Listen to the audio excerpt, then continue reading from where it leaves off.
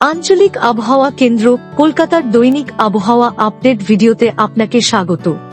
আজ সর্বনিম্ন তাপমাত্রা ছিল দক্ষিণবঙ্গে কল্যাণীতে 11.5 ডিগ্রি সেলসিয়াস, উত্তরবঙ্গের সমতলে পুন্ডিবাড়িতে 11.8 ডিগ্রি, পাহাড়ে দার্জিলিংয়ে 5 ডিগ্রি। কলকাতাতে সর্বনিম্ন তাপমাত্রা ছিল 16.2 ডিগ্রি সেলসিয়াস। জলপাইগুড়ি, দার্জিলিং এবং কোচবিহার জেলায় সকালবেলা হালকা কুয়াশা দেখা গিয়েছে। বর্তমানে রাজ্যের স্থলভাগ অংশে কোনো উল্লেখযোগ্য আবহাওয়াগত পরিস্থিতি নেই।